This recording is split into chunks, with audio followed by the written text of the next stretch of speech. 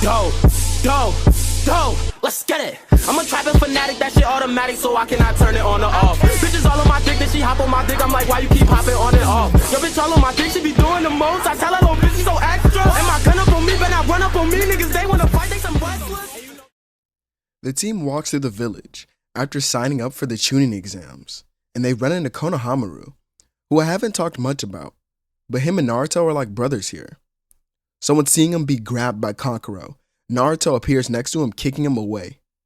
Kankuro then gets ready for a fight, and so does Temari. But Gaara then stops them. He walks towards Naruto, holding his hand to his chest. With this hand, I could kill you now. Naruto then shows his eyes to him. But with these eyes, you won't even get a chance. Gaara then wakes up from the genjutsu, turning around to see only Kankuro and Temari standing there. He twists and turns, wondering where he went, but then he scoffs, realizing that he was put into a genjutsu, and soon the exams will begin. On the first day of the test, Team 7 immediately finds the testing room and doesn't run into Rock Lee at all. As during the first test, Naruto and Sasuke both use their Kekkei Genkai to pass. The main portion of the test is then finally here, as the forest of death and the preliminary matches is what we all truly care about. As now, Anko appears, greeting all the Genin and taking them to the forest of death, where she actually chooses Kiba to scare since Naruto is paying attention. But both Naruto and Sasuke get an odd feeling from a certain shinobi who was also in attendance. And once they were given their scroll, they headed into the forest of death, where Naruto decided to send out clones that track down different teams. Throughout the wait time, most of the clones find the teams that have the same scroll as them, but then they were attacked by a grass team. Naruto and Sasuke would cover Sakura before hiding behind a large tree. Sakura then asked if they were surrounded, and Naruto nodded. It'll be okay. I don't think they realize that this is truly my element. Naruto then uses wood release to grab each of the grass shinobi and capture them. Sasuke then calls that ability super useful, as they would then head towards them, grabbing the scroll, realizing it was the one that they needed, as Sakura stated that they could be the first ones to the tower. Then they begin to head out of the forest of death, but Naruto could see a large snake chasing after them, so he tells Sasuke to turn around, and the two would sink a fireball jutsu to burn down trees to make it fall in the snake's path, actually crushing it. But as they land on another branch, they see Sakura being held by her throat as she struggles to then breathe, but smiles. The pale woman is shocked as the girl turns into cherry blossoms that were left in her place. Then from the side, Sakura punches her into a tree, which actually cracks it. This is where it's revealed that Tsunade also took her on as another student. And I wanted to do this because I wanted Sakura to be more important earlier on in the story, as Naruto and Sasuke both activate their Sharingan and now prepare to take on this new foe. Sasuke asks what's the plan, and Naruto says don't hold back at all, as he runs in, using an earth-style jutsu and then a lightning-style whip. Of course, Orochimaru avoids it, only to be hit by the explosive kunai of Sasuke.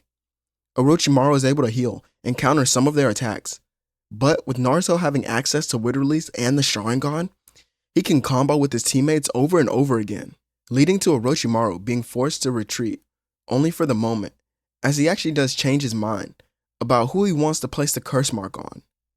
He'd rather now take over Naruto's body, and with that out of the way, the team is able to make it right to the tower after. The Sand sibling team, as they were the second team. Now, they had to wait on the rest of the contestants before the preliminaries would be announced. Naruto is actually able to see Jiraiya, where he states that they may have fought Orochimaru. Hearing this, Jiraiya stayed in the Leaf and actually stayed in high alert with his Jonin squad and his research team. The preliminary matches would remain the same, with changes to Team 7's matches only. Sakura completely obliterates Ino in their battle with a single stomach punch, and Naruto and Kiba, well, Kiba can't even touch Naruto, and this is without the Sharingan, so you can imagine how easy it is for him once he actually begins to try. With all the students, or with all his students passing, Kakashi has to find a way for them all to train. Well, Naruto actually goes away as he'll be training with Hiruzen. And as for the other two, Kakashi decides to train both Sakura and Sasuke, as Sakura wouldn't be able to train with the Hokage due to her not wanting to show favoritism to her. So, she'll be training with her sensei. In the time that Naruto is away for the entire month, he learns a lot from his great-grandfather, since Hiruzen was actually alive to see the first and second Hokage. Naruto, well, he knows what Naruto could be capable of if trained properly. When Naruto returns to fight Neji, the arena was packed, especially with those who believed this is where Naruto would lose. Neji, of course, believes in his own Kekkei Genkai, as well as his own destiny, but Naruto doesn't listen to any of that. This was a battle of the ages, not only the Uchiha versus the Hyuga, but the Senju.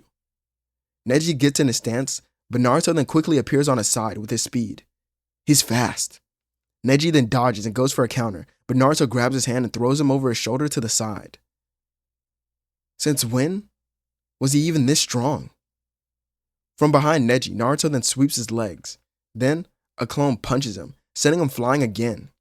Naruto then looks to the sands to see Sakura and Sasuke also arriving during his battle, and he holds up his hand. Why bother doing this any longer? Naruto then closes his eyes, rushing in. Neji here is able to close some of his chakra points, but Naruto also does the same, copying his movements with his Sharingan. The two would stay in a close quarter fight until almost all of their chakra points were closed.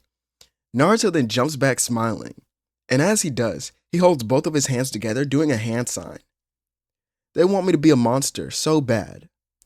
Then I will be. Hey Fox, wake the hell up. Naruto is then shown in front of the Nine Tails. What do you want, boy? You know what I came here for. Lend me the power to defeat my foes, and I'll grant you what you wish for.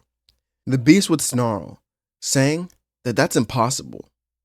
But Naruto would begin laughing, stating that the freedom of the beast and the death of the one who tormented him the most is possible. Kurama then ponders this and decides to see what the boy is really about, giving him a small amount of power, as Naruto smiles and the small orange chakra forms around his body, as the people would then begin to stand in shock and horror. Hiruzen, while watching, scoffs. That brat is just as cocky as his mentor. Jiraiya then smiles, asking how this was possible, and Hiruzen recalls their training, remembering at the end of one of their days, he was able to tap into that chakra that was not his own. This was strange, as it had never happened before. It's almost as if the beast within Naruto had something to prove to the world through him. With this boost in power, Naruto rushes back in to attack Neji, completely outclassing him in every strike, eventually knocking him out with a kick to the neck. This strike sent him into the wall where he would be unconscious. The villagers, instead of applauding, sit in fear. Not only was the boy able to control the Sharingan, but also the power of the Nine Tails. The entire arena was silent, as this shocked Naruto's teammates who didn't understand. With Naruto seeing their reaction, he looked to Hiruzen and then to Tsunade. Their faces were that of sadness for the boy. Naruto then scoffed, saying, "Don't feel bad for me.